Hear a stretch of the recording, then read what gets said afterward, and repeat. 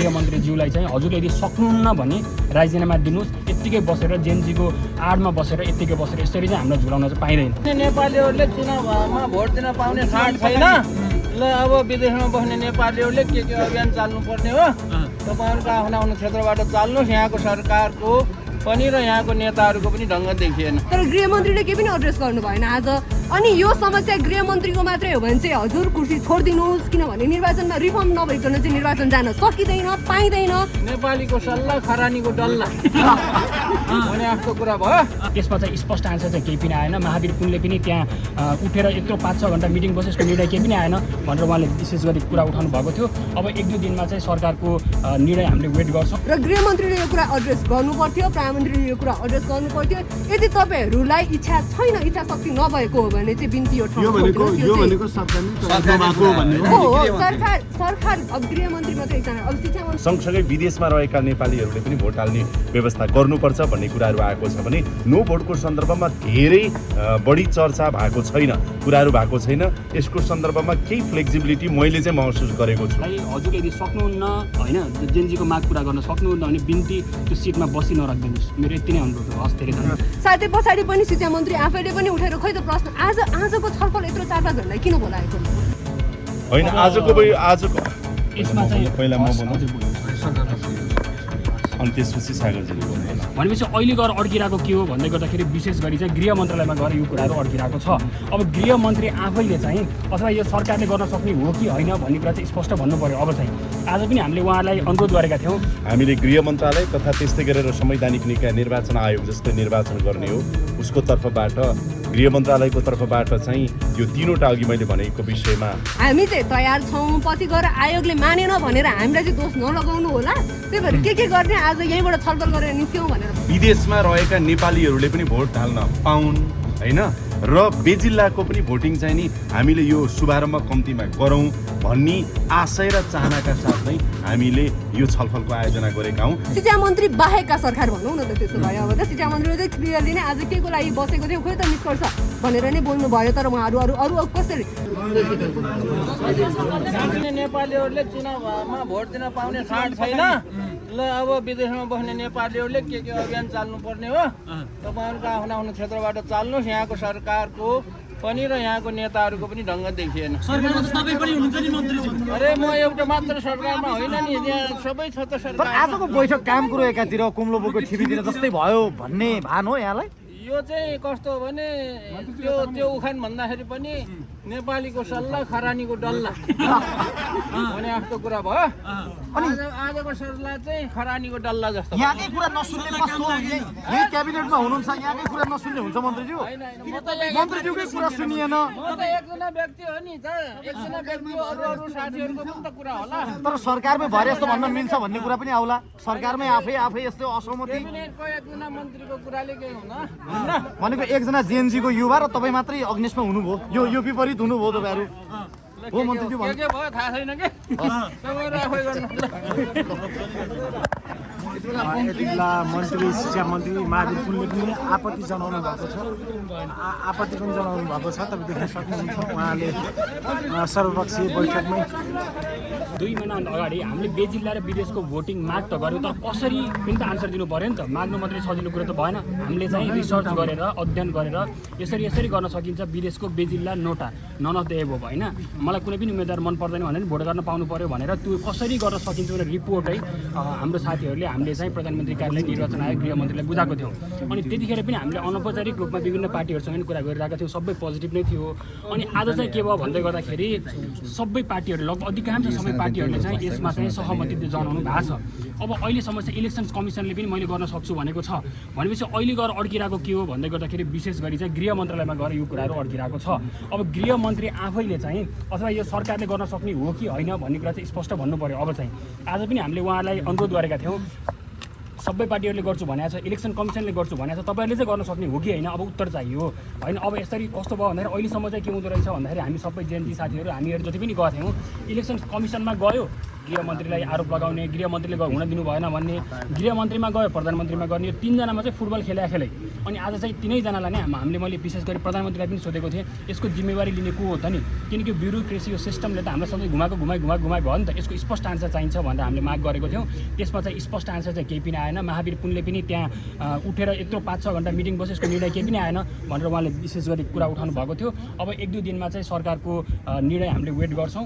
त्यो भएन भने चाहिँ मेरो अनुरोध के छ भन्दै गर्दाखेरि गृहमन्त्रीज्यूलाई चाहिँ हजुरले यदि सक्नुहुन्न भने राजीनामा दिनुहोस्। यत्तिकै बसेर जेएनजीको आडमा बसेर यत्तिकै बसेर यसरी चाहिँ हामीलाई झुलाउन चाहिँ पाइँदैन। गृहमन्त्रीजीको ढिला सुस्ती चाहिँ तपाईँले महसुसै गर्नुभएको? यो एकदमै महसुस भएको छ। उहाँले आफ्नो लिनुपर्ने स्टेप्सहरू लिनु भएको छैन। आज इलेक्सन कमिसनले स्पष्ट भनेको छ, उसले बल चाहिँ गृहमन्त्रीको कोर्टमै फालेको छ होइन। अब गृहमन्त्रीज्यूले आन्सर दिनुपर्छ र स्पष्ट रूपमा हामी सबै जनताहरूलाई आन्सर दिनुपर्छ। जेएनजीको यत्रो आन्दोलनमा यत्रो बलिदानमा बनेको सरकारले अब निर्वाचन पनि जस्ताको तस्तै चाहिँ बनाउनु हुँदैन भनेर हामीले आवाज उठाइ छौँ। आज धेरै हदसम्म अहिलेसम्म के भएको थियो भन्दै गर्दाखेरि सरकारसँग मात्रै वार्ता गर्दाखेरि सरकारले राजनीतिक पार्टीहरूले मान्दैनन् नि त भन्ने कुरा भइरहेको थियो होइन। आज राजनीतिक पार्टीहरूले पनि अधिकांशले यो विषयमा चाहिँ सहमति जनाउनु भएको छ।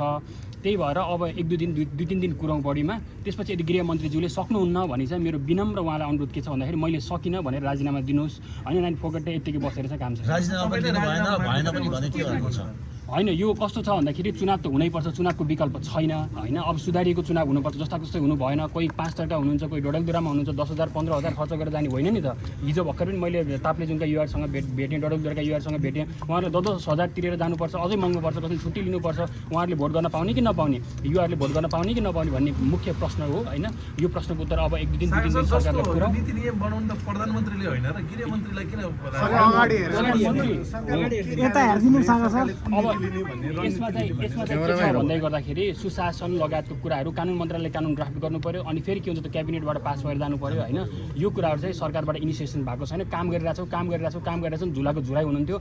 आज सबै दलले हामी जेएनजी साथीहरू हामीले सबैले नै स्पष्ट म्यान्डेट दिएका छौँ। सरकारले गर्न सक्छ, सकिन्छ र गर्नै पर्छ भनेका छौँ। अब 2-3 दिन सरकारलाई प्रधानमन्त्रीको प्रतिक्रिया चाहिँ के रह्यो यसमा? जस्तो गृहमन्त्रीले गर्नुभयो त्यसको जवाब पाउन सकेन भन्ने कुरा के हो? अपडेट अहिले केही पनि आएन। जहाँसम्म सबै राजनीतिक पार्टीहरूले हामीले ग्रिन सिग्नल दिइसक्नु भएको छ, हामीले पनि ग्रिन सिग्नल दिइसकेका छौँ। महावीर पुनले पनि स्पष्ट यही नै निर्णय गरौँ भनेर भन्नुभएको थियो। निर्णय चाहिँ भएन। अब 2-3 दिन कुरौँ होइन। कुरेर यदि भएन भने चाहिँ यो सरकारले हामीले गर्न सकेनौँ भनेर स्पष्ट भन्नु। आजको ठोस उपलब्धि चाहिँ के छ घण्टाको छलफलको सर? यो उपलब्धि चाहिँ के भन्दाखेरि सबै राजनीतिक पार्टीहरू जेएनजीहरू सबै आएर यो गर्नुहोस् भनेर चाहिँ स्पष्ट म्यान्डेट दिनुभयो। आजको सबभन्दा ठुलो उपलब्धि नै हो। अब यो भएन ऊ भएन बहानाबाजी चल्दैन। त्यसमा आजै निर्णय गर्न किन गाह्रो पर्यो? सर्वपक्षीय सबै भइसक्यो, तयार भइसक्यो अवस्थामा तपाईँहरू पनि कसरी गर्न मिल्छ भनेर पनि सजेसन्स गरेर दिएको हो। म त प्रश्न मात्रै सोध्ने होइन त, म उत्तरै दिने हो नि त। उत्तर दिनको लागि त हामीले 1-1.5 महिना रात दिन मेहनत गरेर बनाएको रिपोर्ट थियो होइन। हामीले उत्तरै दिएको हो अनि उत्तर निर्णय गर्न गाह्रो चाहिँ केमा? अब यस्तो हो, आज अब यहाँबाट उहाँहरूले बानाबाजी गर्न पाउनु भएन। इलेक्सन कमिसन यहीँ छ, गृहमन्त्रीले यहीँ छ, मन्त्रीहरू पनि यहीँ छन्, पार्टीहरू पनि यहीँ छन्। अब सरकारले बाहना के बनाउनु छ? किन बनाउनु भयो त तपाईँले? बनाएको त तपाईँहरूले नै होइन, जेएनजीले बनाएको होइन। यसमा कस्तो छ भन्दाखेरि सबै मन्त्रीहरूको हेर्नुभयो भने उहाँले अलिकति सिक्न टाइम लागेको होला, किनकि सबै मन्त्रीहरू आफ्नो फिल्डमा एक्सपर्ट हुनुहुन्छ होइन। अर्थमन्त्री भए पनि कुलमान घिसिङ भए पनि उहाँ चाहिँ आफ्नो फिल्डमा एक्सपर्ट चाहिँ हुनु भएन कि भन्ने हो खासमा होइन। त्यही भएर उहाँले अलि सिक्दै हुनुहुन्छ होला। अब सकेसम्म छिटो सिकेर अब यो सबै हाम्रो जेएनजीको माग अनुसार चाहिँ हजुरहरूले भनेको सिक्दै उहाँको त कार्यकाल सिद्धिन्छ होला त। सिक्दै के अर्को 5 वर्ष गृहमन्त्री बन्नु पर्ला जस्तो सिक्नलाई त। हाम्रो अनुरोध के हो भन्दाखेरि गृहमन्त्रीज्यूलाई हजुरले यदि सक्नुहुन्न होइन, जेएनजीको माग पुरा गर्न सक्नुहुन्न भने बिन्ती त्यो सिटमा बसी नराखिदिनुहोस्। मेरो यति नै अनुरोध हो। हस्, धेरै धन्यवाद। हामी यस्तो छ, डडेलधुराबाट म मात्रै भन्दा नि अब सबै युवाहरू सबै ठाउँबाट उठ्नु पर्यो। सबै हामी सबै मिलेर कसरी जान्छ चाहिँ हामी बिस्तारै हामीले प्लान बनाएर हामी सबै एकजुट भएर जान्छौँ। म मात्रै होइन नि त। अब हेर्नु होला, सागर गगोपाल डडेलधुराबाट उठेको, अब सागर जस्ता मान्छेहरू 100 आउँछन्। गगोपालमा एटेन्ड गरेको 100 आउँछन्, सागरहरूले नै जित्छन् यसपालि। पर्यो विदेशबाट मतदान गर्न पाउनु पर्यो भन्ने जुन कुरा दिएको छ होइन। त्यसमा चाहिँ आज छलफलमा एमाले जस्तो पार्टी भनौँ, कङ्ग्रेस पार्टीहरूले त आज खुलेर भन्नुभयो नि त हाम्रो त सैद्धान्तिक सहमति रहेको छ भन्ने कुरा त हामी सबैले नै सुन्यौँ। तर सरकार पछिबाट चाहिँ हामी तयार छौँ भन्ने खालको केही पनि कुरा आएन। निर्वाचन आयोगले पनि कति क्लियरली के भनिदियो भने हामी चाहिँ तयार छौँ, पछि गएर आयोगले मानेन भनेर हामीलाई चाहिँ दोष नलगाउनु होला। त्यही भएर के गर्ने आज यहीँबाट छलफल गरेर निस्क्यौँ भनेर भन्नुभयो। तर प्रधानमन्त्री भन्दा अगाडि गृहमन्त्रीले आफ्नो कुराहरू एड्रेस गर्नुहुन्छ र सरकार कतिको रेडी छ भन्ने कुराहरू भन्नुहुन्छ भन्ने हामीलाई लागेको थियो। तर गृहमन्त्रीले केही पनि एड्रेस गर्नु भएन आज। अनि यो समस्या गृहमन्त्रीको मात्रै हो भने चाहिँ हजुर कुर्सी छोडिदिनुहोस्, किनभने निर्वाचनमा रिफर्म नभइकन चाहिँ निर्वाचन जान सकिँदैन, पाइँदैन। वर्षौँदेखि हामीलाई भोट हाल्ने जुन चाहिँ हाम्रो मतदानको अधिकार छ त्योबाट वञ्चित गराइरहेको छ। योचोटि चाहिँ हामी मताधिकारबाट वञ्चित हुँदैनौँ। साथै पछाडि पनि शिक्षा मन्त्री आफैले पनि उठेर खै त प्रश्न आजको छलफल यत्रो 4-5 घन्टा किन बोलाएको, के निष्कर्ष आजको छलफलको? तपाईँहरूको कुरा सुन्न आइदिनु पर्ने, कतिचोटि आउने तपाईँहरूको कुरा सुन, खोइ त ठोस निष्कर्ष नदिइकन अब चुनावमा जानको लागि यति कम दिनहरू बाँकी छन्, अहिलेसम्म यो छैन त्यो छैन भन्ने कुरा चाहिँ आज आयोगले दलहरूले सबैतिरबाट हार्दिकताका साथ निर्वाचन रिफर्म हुनुपर्छ भन्दै गर्दाखेरि पनि तपाईँहरू पन्छिनुहुन्छ भने चाहिँ नियत तपाईँहरूकोमा प्रश्न छ अब। र गृहमन्त्रीले यो कुरा एड्रेस गर्नु पर्थ्यो, प्रधानमन्त्रीले यो कुरा एड्रेस गर्नु पर्थ्यो। यदि तपाईँहरूलाई इच्छा छैन, इच्छा शक्ति नभएको हो भने चाहिँ बिन्ती यो सरकार अब गृहमन्त्री मात्रै एकजना, अब शिक्षा मन्त्री एकजनाले बोल्नुभयो, अरूले त खासै बोल्नु पनि भएन। शिक्षा मन्त्री बाहेकका सरकार भनौँ न त, त्यसो भयो। अब त शिक्षा मन्त्रीले चाहिँ क्लियरली नै आज के को लागि बसेको थियो, खोइ त निष्कर्ष भनेर नै बोल्नुभयो। तर उहाँहरू अरू कसरी, खासमा त गृहमन्त्रीले दिनुपर्ने थियो यसको अपडेट। सरकार कतिको रेडी छ त, कि सरकार रेडी नै छैन, सायदै सरकार गराउनुको लागि रेडी नभएको कारणले गर्दा यो सबै भइरहेको पनि हुनसक्छ। सरकारको चाहना चाहिँ के बुझ्नु भएको छ? गृहमन्त्री मौन बस्नुको कारण के हो खास? तयार छैन भन्ने नै हो। अब त अरू के भन्ने हेर्नुहोस्, अस्तिसम्म हामी जब पनि प्रश्न लिएर जान्थ्यौँ उहाँहरू के भन्नुहुन्थ्यो भने यसको लागि त राजनीतिक सहमति, ठुलो राजनीतिक सहमति चाहिन्छ हजुर भन्नुहुन्थ्यो होइन त। आज पनि जेएनजीका तर्फबाट कसैलाई पनि हामीलाई इन्भाइट गरिएको थिएन। तर हामी चाहिँ होइन, राजनीतिक सहमति छैन भने हामी राजनीतिक दललाई उहाँहरूकै अगाडि प्रश्न गर्छौँ भनेर आज हामी आएको हौँ। र हामीले प्रश्न गर्दाखेरि तपाईँहरूले पनि सुन्नुभयो, हरेक राजनीतिक दलले सहमति दिएको छ। अन्त अब विदेशबाट निर्वाचन हुनुपर्छ भन्ने कुरा त उहाँ रेडी नै हुनुहुन्छ। अन्तर्जिल्लामा पनि सबै राजनीतिक दलहरूले सहमति दियो, कुनै पनि राजनीतिक दलले हुँदैन त भनेन नि त, तपाईँहरूले पनि रेकर्डेड छ सबै कुराहरू होइन। तर पछि सरकारले चाहिँ सरकार तयार छ कि छैन भन्ने कुरामा चाहिँ एक शब्द पनि नबोलिकन हिँडेको देखेर चाहिँ यो सरकार तयार छैन। बटम लाइन कहाँनिर अड्क्यो? सरकारमा सबै प्रश्नहरू अब सरकारमा आएर हामीले सरकार, निर्वाचन आयोग, राजनीतिक दल, जेएनजी प्रतिनिधि र विभिन्न सरोकारवालाहरू बिचमा चाहिँ निर्वाचनको कानुनको सन्दर्भमा र सुरक्षा व्यवस्थापनको सन्दर्भमा एकदमै गहन छलफल भयो। आजको छलफलमा हामीले सरकारको तर्फबाट खास गरेर मुख्य 3वटा विषयहरू, त्यसमा चाहिँ विदेशमा रहेका नेपालीहरूले पनि यसपटकको आम निर्वाचनमा भोट हाल्न पाउने व्यवस्थाको सन्दर्भमा, त्यस्तै गरेर बेजिल्ला भोटिङको सन्दर्भमा र अर्कोतर्फ चाहिँ नि नो भोटको सन्दर्भमा हामीले गहन छलफल गऱ्यौँ। र सरकारको तर्फबाट हामीले गृह मन्त्रालय तथा त्यस्तै गरेर संवैधानिक निकाय निर्वाचन आयोग जस्तै निर्वाचन गर्ने हो उसको तर्फबाट, गृह मन्त्रालयको तर्फबाट चाहिँ यो 3वटा अघि मैले भनेको विषयमा उहाँहरूले प्रस्तुति दिनुभयो। र त्यसमा हामीले छलफल माग्यौँ कि विदेशमा रहेका नेपालीहरूले भोट हाल्न पाउने कुराको सन्दर्भमा के गर्ने र अन्तर्निर्वाचन क्षेत्र खास गरेर बेजिल्ला भनौँ न त्यो भोटिङको सन्दर्भमा के गर्ने, नो भोटको सन्दर्भमा के गर्ने भन्ने सन्दर्भमा चाहिँ मिश्रित कुराहरू चाहिँ आएका छन्। त्यो मिश्रित कुराहरूमा अलिकति बढी राजनीतिक दलहरूको तर्फबाट चाहिँ र सरोकारवालाहरूको तर्फबाट, जेएनजीहरूको तर्फबाट, नयाँ राजनीतिक दल र जेएनजीहरूको तर्फबाट स्पष्ट रूपमा यी तीनवटै कुरालाई खास गरेर बेजिल्लालाई अलि बढी प्राथमिकता उहाँहरूले दिनुभएको छ, यो जानुपर्छ। सँगसँगै विदेशमा रहेका नेपालीहरूले पनि भोट हाल्ने व्यवस्था गर्नुपर्छ भन्ने कुराहरू आएको छ भने नो भोटको सन्दर्भमा धेरै बढी चर्चा भएको छैन, कुराहरू भएको छैन। यसको सन्दर्भमा केही फ्लेक्सिबिलिटी मैले चाहिँ महसुस गरेको छु।